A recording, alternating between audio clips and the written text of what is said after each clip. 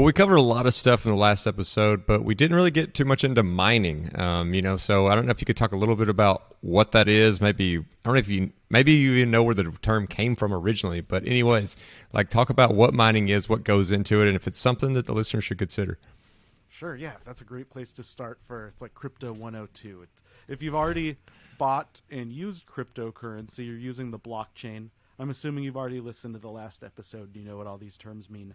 So you're using a blockchain, and that blockchain, that big database that stores all of those cryptocurrency transactions. And those are stored on computers all around the world called miners. And those miners each have an identical copy of that blockchain database. So there's an indisputed ledger and record of every cryptocurrency transaction that has ever happened on that blockchain. So those miners, though, they play the important role of not just storing copies of the database, they also process new transactions. And that's where the term blockchain comes from. So every transaction, let's say I'm sending Cody a couple of Bitcoin because I'm really generous, and somebody else is sending some Bitcoin and fractions of Bitcoins, and I'm just saying Bitcoin for all of them because it's the same blockchain, and each blockchain operates independently. So there's all these blockchain Bitcoin transactions sent in through different wallets and exchanges, and they all get lumped together, and the miners compete to process those transactions. And they do that using cryptography. If you ever watched any of those old like World War II Nazi Enigma machine movies where they used secret codes to send messages, it's actually a very similar technology. It's just now using our computers and smartphones to do it instead of old cool typewriter machines. So what those computers do is they're actually racing against each other to kind of crack the code and solve a really complex math problem called a hash. And the way you measure how fast a computer can do that is called a hash rate. So every miner, they know what their hash rate is probably. That's kind of a fun term to know if you want to impress your friends. So they're racing against each other, and the one with the fastest hash rate or the highest hash rate is most likely to win the race. But that's not always the case. Every once in a while you see a story if you read crypto news that a small miner did it at home and won a Bitcoin. And I was like, wow, could you imagine getting like $40,000 just one day? So that's what's happening right now. But the odds of you actually doing that on your own are very slim because you're competing against, and there's public companies that you can buy stock in that have full data centers full of computers that are only doing mining all the time. So they're the ones who are most likely to win that race. And when they win the race, all those transactions for that time period are bundled together into a block. That's the term for a new addition to the database. And that block is added to the bottom kind of like a chain. So there you go, blockchain. When all those transactions come together, the block gets added to the chain of transactions, and then they start the race for the next set of transactions. And that's kind of the basics of what a miner is doing there. So from a side hustle perspective, what are the ways, this is a two-part question. What are the ways that you can earn money, and what types of money can you earn?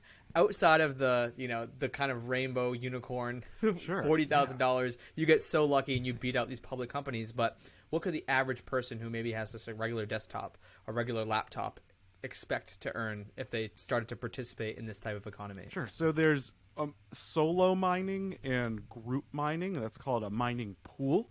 As an individual, as a solo miner, your odds of making any money are almost zero. You're probably going to spend more money on electricity than you will on anything you make, if you make anything at all. I have a little computer behind me that the guys can see it. We have a video on that's running a little media server for me. And I'd put a Monero miner. Monero is just a cryptocurrency that's really easy to mine with its own software. And when I turned it on, it said I would most likely get a block reward in something like 1 million years. So you're not really going to make any money as a miner individually. But mining pools do offer opportunities if you have the right hardware and software set up. and that gets really geeky and nerdy, so I don't think we should get too far into it. But basically, the processors in your computer that do graphics are really, really good at cryptocurrency mining, where your CPU, the chip in your computer that does the operations for everything you're doing, like listening to this show, they're okay at it, but a lot less efficient. So people spend a lot of money to buy these GPU mining rigs. They'll spend thousands and thousands of dollars, and they'll have like a room full of them, and they'll run them. And sometimes they might try to solo mine because they have such a big rig, but they will often even join into a pool. But let's say you join into a pool as a user at home. I could take this computer behind me, and by joining a pool, I'm putting my resources towards that hash rate. So you can kind of add all of the computer's hash rates together, and that gives you the same power as maybe one of those big miners with a warehouse somewhere. So if you have thousands of little computers, you can add it up. And that's a kind of basic look at how it works. And again, to set it up, it's kind of complex. You have to download special software and configure your wallet, and there's some hoops you have to jump through, and you might even have to go through some tests to prove your computer is powerful enough to join that specific pool. So basically, don't try to mine is what I'm getting at. It's not worth it. Oh yeah, and you asked earlier where the term mining comes from. Just I don't know if this is exactly right historically, but basically, in my understanding is Bitcoin is kind of considered like a digital gold, and Litecoin, some people say, is like digital silver. Every currency is kind of its own little nickname or thing it's used for. But just like those guys on the gold mining show on Discovery Channel, which is surprisingly good and I like, it's like mining for gold. And when you process a transaction, so the benefit to these computers that are doing the mining, like I said, you could end up spending more than you make. There's rewards that come in two different ways. So first you get a chunk of the fees. So if I send you crypto, I have to pay a fee for that. So if I send you $1,000, maybe it'll be $1 or $2. It depends on a lot of different things, how busy the network is mostly. And then also right now, for Bitcoin specifically, you also get new Bitcoins. That's where mining comes from. You are creating new Bitcoin when you win the race and get that reward. But for Bitcoin, there will only ever be 21 million ever. And I think right now there's about 18. So the supply will run out. And at that point, the miners will only get rewards from the fees. So right now we are mining and creating new Bitcoin still, just like a gold miner out there that can make more gold. But eventually there will not be any more Bitcoin to make. And then you're still mining, but you don't get to make any more. But every blockchain has different rules. Some have inflation built in, and there will be more made forever. Inflation's a hot topic right now, so you've probably been thinking about it. So it applies to cryptocurrency too, but not Bitcoin because there's that fixed supply. Well, you kind of stole the question right out of my mouth. That's what I was going to say. Is it seems like this is a very crucial part to how this runs, and they're rewarded in Bitcoin, but there's only going to be so many Bitcoin. So, with that being true, I don't know if you've seen the discussions that are going on about when that happens. Does that mean that the really only way to continue to entice people to do this is by increasing the fees, because the fees are the only way they're going to make money? I think partially yes, but also because there's going to be less to be made. I think there's going to be a lot less competition. I think the miners that are focused totally on Bitcoin, maybe they'll put 80% of their resources towards Ethereum or some other currency. So that could happen. And when the competition goes down, the reward probability goes up. So even if the total reward amount doesn't increase per block, if there's a lot fewer people trying to get rewards and your chance is a lot higher of getting one, it kind of changes the economics also. So there is a possibility fees might have to go up, but it's all kind of built into it. It's a dynamic system where if there's not enough miners out there to process everything, the fees kind of automatically go up, or you have to start paying more. But I don't foresee there ever being a time where there's only one miner. Right? There's always going to be more demand than that, I believe, in Bitcoin. Even if you're only making 0.05 Bitcoin per transaction and multiply 0.05 times 40,000, that's what you get today. So that's still something. It's not $40,000, but it's not chump change either. Moving on from mining, I do want to start talking about NFTs a bit. We touched on it last episode 163, but it was just briefly. And what I really want to kind of focus in on with NFTs is a lot of people, the argument is I could just right click that and save it as a JPEG. And I think we squashed that in last conversation, talking about how these are non-fungible tokens. You have ownership, like the blockchain proves that. It's like the same concept as why would someone buy a Michael Jordan rookie card for $500,000? Like I wouldn't buy that. That's fair. Maybe you wouldn't, but there are collectors that would. So maybe buying a Bored Ape NFT makes sense for $1 million or whatever it might be. But what are some of these other use cases? If you got $1 million to burn, what are some of these other use cases? Like, what are some more practical cases that maybe, more financially savvy, FI-minded people in our community can stand behind and say, okay, that actually makes a lot of sense for NFTs? Yeah, so that's a great question, a great way to look at it too. So those artworks, like we talked about, you could just copy a file, like when your grandma wants to send a picture of the grandkids to everyone they know, they can make unlimited copies of the picture of their grandkids, and there's no problem. But with a blockchain, you can't just keep copying things. So with pictures, that's it's like a baseball card is a great example there, or a basketball card, whatever it is. To some people, that scarce supply will make it really valuable. To others, it's silly, and that's okay. And that will probably be with a lot of things. There's people who wouldn't pay anything for a Picasso, and there's people who would pay a lot for a Picasso. So, actually, Picasso's grandson is Florian Picasso's into NFTs. It's a fun little thing.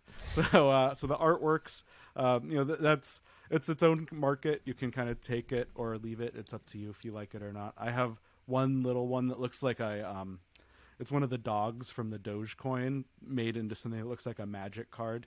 And I paid $0 for it and like $9 in gas in Ethereum to get it, just so I could try it out. So that was the first artwork and only artwork one I've ever bought.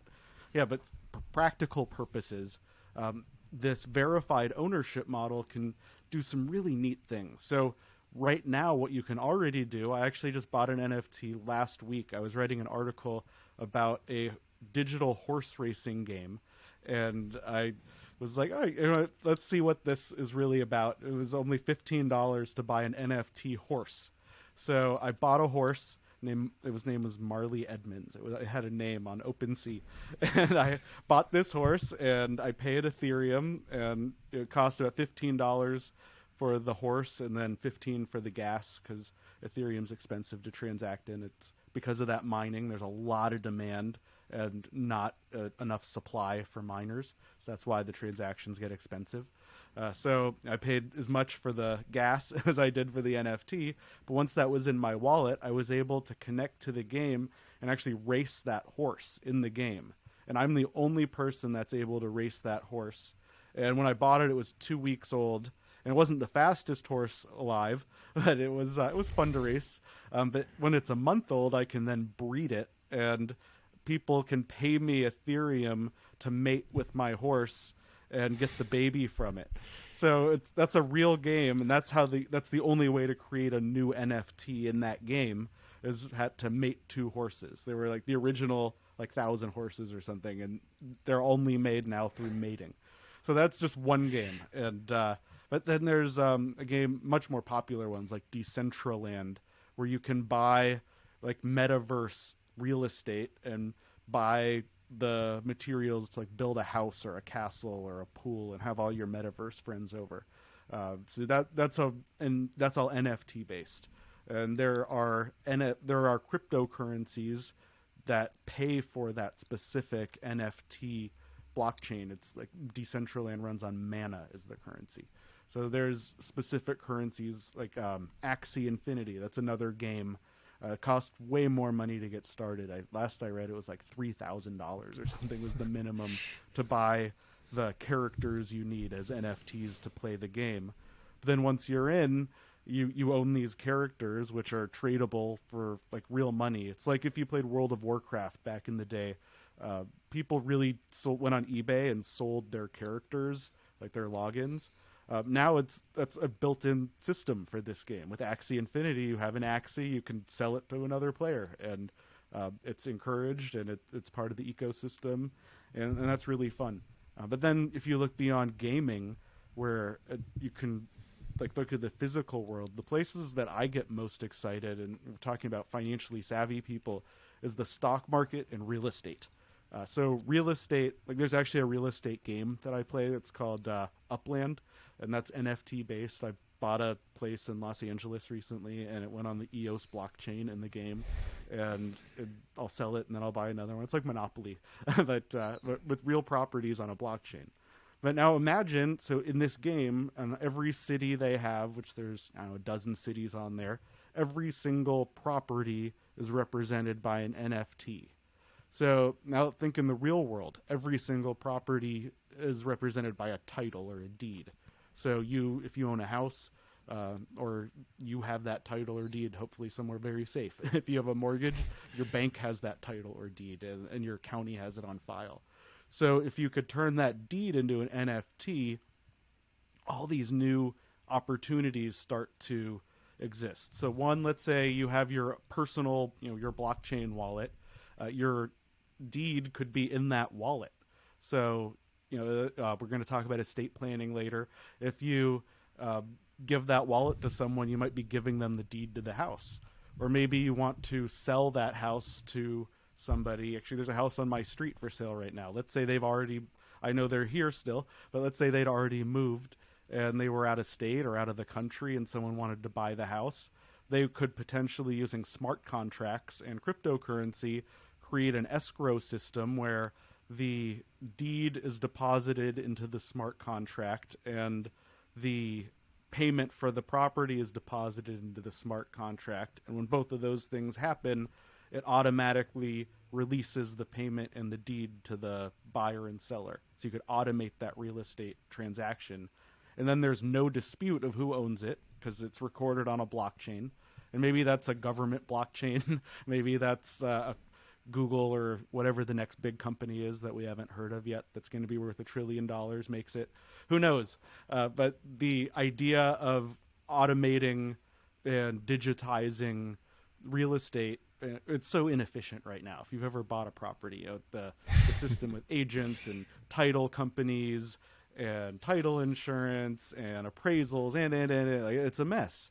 Or you could build the whole mortgage experience into a smart contract if you wanted, which there are companies that are starting to try to do that. So that's one really cool potential is real estate.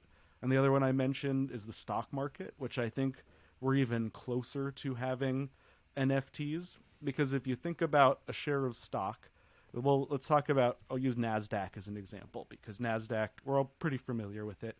The New York Stock Exchange, it's mostly digital now, but the NASDAQ has always been digital. So that's why it's a good example. So if you buy a share of whatever stock, XYZ company, listed on the NASDAQ, there's a whole system of computers that works with your brokerage and other brokers, and they match up buyers and sellers in an automated exchange.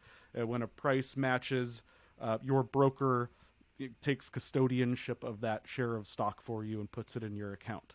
So there's a lot of middle people in there. There's the exchange, there's the NASDAQ, there's the brokers on both sides. There could be order processing, there could be order selling, depending on what, if you use Robinhood, there's a clearing company that will sell off the order processing speed, so a company can make like a fraction of a cent on that. So there's a lot of stuff happening in that transaction, right? It's pretty complicated. But now imagine if that share of stock were an NFT. Sure, you could connect your wallet to an exchange, just like, I don't know, Coinbase, let's say, is just like Charles Schwab or Fidelity in this case, where that exchange is doing that exact thing we just talked about. It's matching buyers and sellers. It's helping connect transactions and facilitating them, and they take a fee for that. And that is a necessary part of the market. And as there's more competition, those fees come down. It's economics. It's kind of how it works. And we're seeing that with exchanges. So if that happened with stock, if every single share of stock were an NFT, sure, you could connect to that exchange. But let's say I wanted to give my sister my 5 shares of Disney for her birthday. I could get her wallet address, click a couple buttons, and send her those shares. And then because it's on a blockchain, indisputed ownership, she just gets it, and it's instant and it's cheap, or not quite instant. Maybe it takes anywhere from a couple seconds to an hour, depending on what blockchain they use. But it's pretty quick, and there's no middle people other than the miners that we already talked about. And because as we know from the last episode, your wallet is semi-anonymous. That could also facilitate a lot of things that could be helpful. Maybe you want to go on Facebook and go on Facebook Marketplace and be like, hey, I got 10 shares of Google I've got to unload. Is there anyone who wants to buy it? And you could make that transaction happen just as easy as meeting someone in the Chipotle parking lot to swap something from Craigslist. There's a lot of neat ways that you could take out the middle companies from the transactions. And of course, there will still be a need for exchanges and centralized providers of services. But having that option, it's pretty cool to think about. Maybe you gift your niece and nephew stock every year through an automated transfer. Maybe you set something up for your kids to get stock. There's so many ways you could do it. I think it's really the potential is really astounding. You just mentioned like doing a transaction through something like Facebook Marketplace, and it made me think about how a lot of times what holds people back of doing business online is this fear of fraud, and then also a big thing is like identity theft when people are doing things online. Have you seen ways in which not only like, okay, I can prove this is mine, but people can kind of stop from being like things being stolen from them, either their identity or again like being held in like a fraudulent situation and not being actually given the product that they paid for? Yeah, so with cryptocurrency and blockchains, there's pros and cons in that situation you're describing. So on the semi-anonymous side and irreversible transaction side, once a transaction happens, you can't turn it back. There is a lot of fraud, and there are a lot of scammers out there who try to take advantage of that. And no, it's a one-way street. So they might go out there and try to take advantage of someone who doesn't really know what they're doing and steal their money, and there's no way to get it back. It's not like if you send a wire, it's hard to get it back, but it's not impossible. If you send a check, it's a little easier. Depending on how you pay and send money, there's different levels of support you'll get from your bank. With cryptocurrency, there might not be a bank, so there might not be someone to help you get it back if you're doing something with someone directly. So there's some extra risks to think about with that. But then there's also potential benefits. Again, with a blockchain verified ownership, there are already identity verification services using blockchain. And the idea, kind of like Mark Zuckerberg's metaverse, you'd have let's say your cryptocurrency wallet, and that wallet contains your digital identity. And when you go to whatever website to use it, you unlock your wallet to log in rather than a username and password. And that is already how what we'd call kind of Web3 apps work. So if you use your external cryptocurrency wallet and want to use a decentralized exchange rather than a centralized exchange, that's already how you log in. When I logged into that horse racing game, I clicked a little button and it unlocked my wallet. It asked for my wallet password, and then it was able to say, oh, you have a horse. And it loaded it up. So it didn't care. It didn't care that I was Eric. It just cared that I had a horse in my wallet. But you could, again, blockchain can do a lot of things. It's very flexible, and it could be your driver's license. It could be your passport. It could be any number of things. Whatever you use digitally, and you need to verify digitally, or have, if you have your phone with you, it could potentially have a blockchain application. So maybe I'm just starting to make things up as we're talking. Maybe you go through customs and you show them your phone, and it's linked to a blockchain, and it pulls up your face, and they see it on the screen. They're like, all right, you're good to go, and you don't need a paper passport anymore. There's a lot of cool things that could do. So we kind of touched on people working together and the exciting use cases for NFTs. I know one that excites me as a content creator. I heard this, I forget who was using this example, but like, let's say you're someone hosting a conference, and instead of like conference tickets, people buy an NFT, and it eliminates all the middlemen. You don't have to use Eventbrite and pay them like 30% or whatever outlandish fee they're charging. I'm interested to talk about DAOs, because I honestly don't know too much about them, but I've heard just the possibilities and the cool things that people are doing and collaborating and working together. And it seems like there's just so much room to kind of just wipe out all the BS, all the middlemen, and work together collaboratively. So I'd love if you could, one, define what a DAO is, and then two, all the exciting things that this kind of new organization structure has to offer. Yeah. So that's a fun way to turn next. Yeah. So also for buying conference tickets as an NFT, you can do that already.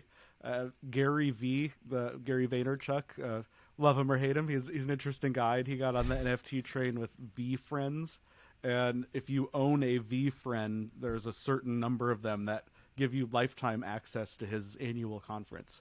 So if you want to buy a like $100,000 NFT, you can also go to his conference. That's perfect. It's an interesting Steal. Interesting way to go forward.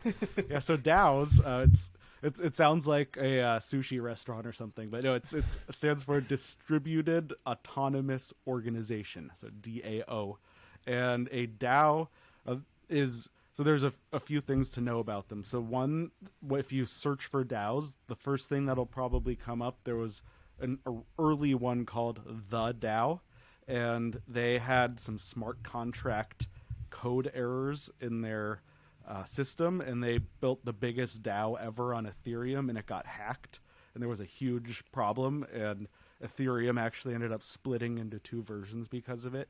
So it was, if you search for DAOs, that will probably come up, and not all DAOs are that DAO. So the DAO is not all DAOs. But the basic idea of a DAO is it's kind of like a smart contract becomes a bank or a cashier or a digital vending machine for a group of people to do some collaborative purpose. And the one that I've heard about that's the most fun is there was a group of people that tried to buy a copy of the U.S. Constitution. There are a few original copies out there. Like there's like the copy, but then there's other originals that were signed by all the founders. And this group created Constitution DAO, and anyone could participate. You connect your blockchain wallet, and when you do that through that specific DAO, you could commit funds. So I don't know, it was probably Ethereum. Most were Ethereum. So let's say it was Ethereum. You could connect your wallet, and you could commit, let's say, $1,000 of Ethereum or $100,000, $1 million, whatever you felt comfortable and the system would allow. You could contribute, and then that smart contract would collect the money for everyone. Like I said, kind of like a digital vending machine. So everybody's putting their money in, putting their money in, putting their money in. And if it hit the price that would allow them to afford to buy that copy of the Constitution, there was a mechanism built in that would allow the creator to do the transaction. And if that had happened, all of those people who put their money in would then own that fraction of a copy of the Constitution, which is pretty neat. And then, let's say they sell it off someday in the future, you would get that percentage of it, or hopefully you'd have access to go see it somewhere. Who knows what you do with it? That's up to the people who created it. But what ended up happening was somebody else got more money and bought that copy. So it didn't have that mechanism trigger to cash out. Instead, it refunded everybody automatically. So they all got their money back. So that's just one example of what a DAO can do, but it gives you a basic idea of the potential features and functions. So, let's say if it weren't a copy of the Constitution, maybe, we've already talked about Picasso, maybe it's an artwork. Maybe it's a group of art collectors want to all put their money together to create a fund, and who knows, they could build an art museum. Who knows what you want to do with that? Maybe it's a group of friends who want to pool their money to buy a vacation home or a boat. Or maybe it's a group of family members who want to buy a vacation home together and have it be something that their family really owns together. So they create a family DAO, and they each put in whatever their percentages are and work it all out, and then they do the purchase, and that DAO owns the property, So as owners of that DAO, they own their slices of the pie.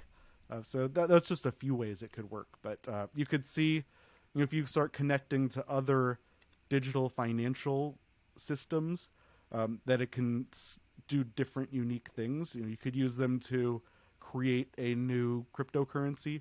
You could use it as a venture capital fund. There's so much you could do with it. It's really one of those flexible, endless possibility kind of things with a lot of exciting potential when you start to think about it. As we're listening to this, I'm thinking about how, as a society, especially here in America, we're not the fastest at creating laws and that sort of thing, and like how all this is really handled. So when we're looking at crypto and you're talking about these things like buying a house together, investing with it, all these things, what laws are out there that kind of exist today that you're familiar with, and like how is it treated differently than just anything you would do with money, if at all? Yeah. So I say you could buy a house like this. That doesn't mean people are really doing it. We're talking a lot about potentials. That's something important to remember. Although somebody did sell a condo, I think it was, as an NFT. Like it was in Canada or Europe somewhere. And they put it up for an auction on like OpenSea or one of those sites, and they sold their condo. But for most people have not done that yet, and we're still quite a ways off from that. So from a legal perspective, it's important to consider where we are and the future regulatory environment as you get involved. So as we saw in China, it's starting to be a while ago now. One day they just said like cryptocurrency mining in China is now illegal, and it all went away pretty much overnight. And it was something like 80% of the crypto capacity in the world was being mined in China. And the price of all the cryptocurrencies took a huge drop instantly, which makes sense. So that was just one person or a few people's decision, one government action, changed the entire crypto economy forever. It has not changed back. And a lot of people suspect that China's creating their own state-based cryptocurrency, a central bank digital currency, or CBDC. So that's why they're doing it, because they want to control it. But that's China. In the U.S., the SEC or the Federal Reserve, there's a lot of different organizations that could step in and try to enforce regulations in the crypto world. We've seen the IRS show up a little bit. In the beginning, it was kind of a free-for-all on taxes, and the IRS didn't really have any way to track it. Well, now they do. And chances are, if you make a bunch of money on cryptocurrency and don't report it to the IRS, you're going to get caught, and you're going to have to pay a lot of money, and it's not going to be good. So that's the beginning of the regulations.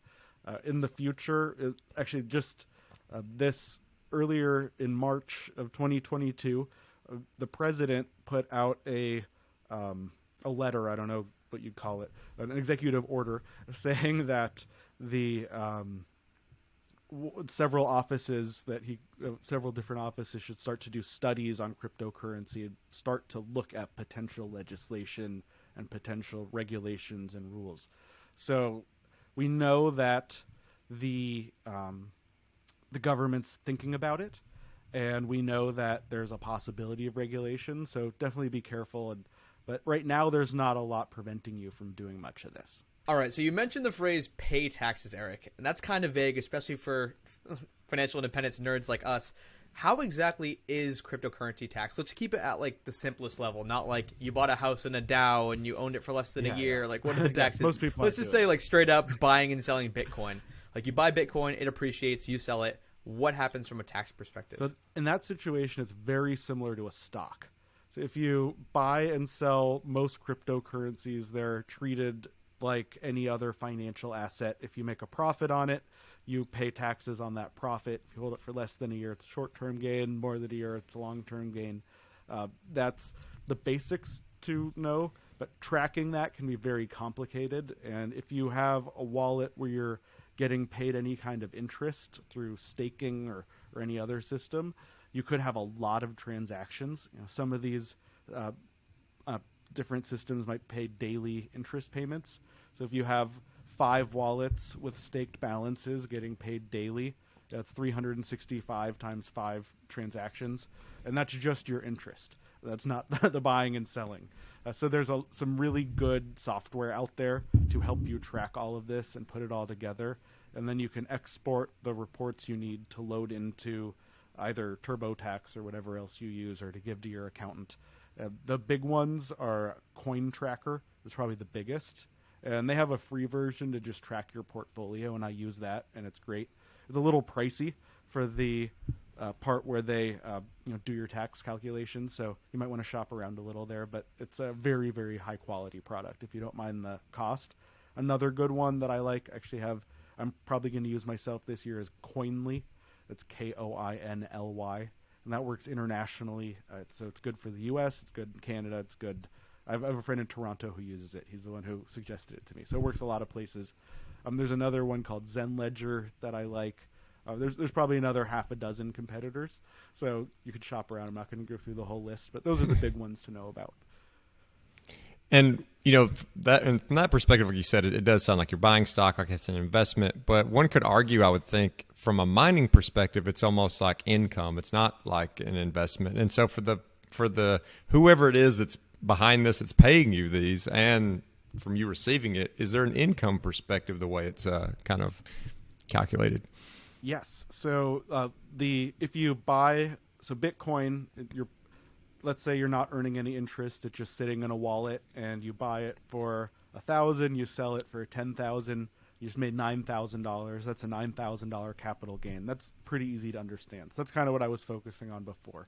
So if we are doing more with the cryptocurrency, there could be an income component. So if mining is the best example. If you mine a block and you get a $40,000 valued Bitcoin, that is income, according to the IRS.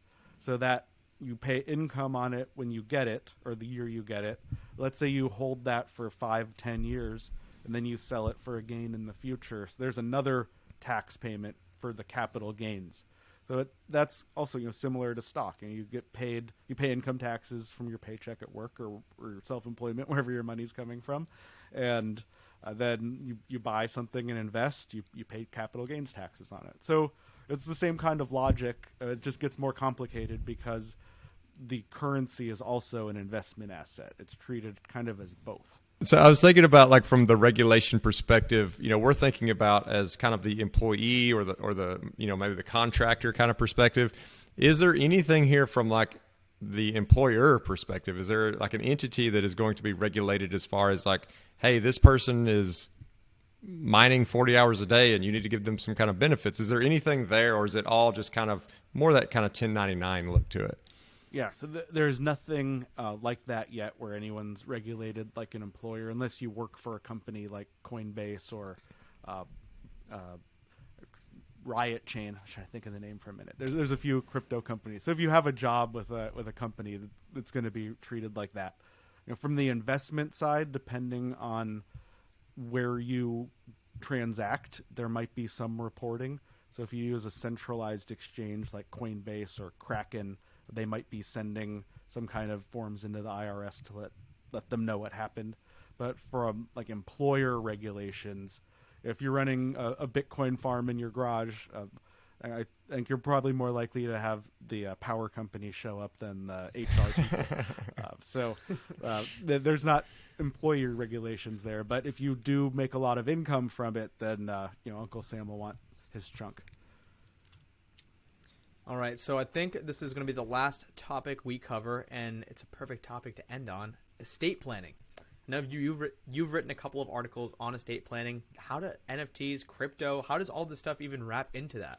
Yeah, so if you have kids, which I have 3 kids and a wife, and if something happens to me, we've had a discussion. What happens to the cryptocurrencies? My wife is not a crypto savvy person like me. She gets the basics, and we talk about it over dinner, but she's not like sitting around playing with crypto wallets all day like I do. So she knows at a high level, if something happens to me, there's a little box with pieces of paper that she knows where it is in the world. And there's a little satchel thing with some hardware wallets that she knows where it is in the world. And she knows to give it to my friend Jeff, and he knows what to do with those things to get the money off and give it to her. So that is where estate planning with crypto has been historically. There's not a lot of good stuff out there for cryptocurrency wallets when they're very secure. If something happens to someone and they're the only one who has the password, it's kind of gone forever. That even happened to a big exchange from Canada. The founder went on a trip to India. There was a podcast series I listened to about it. He went to India and then he died. And everyone's like, well, did his wife steal the keys and get the money? Like, who knew? But what happened at the end of the day is all the people who had money at that exchange lost their money.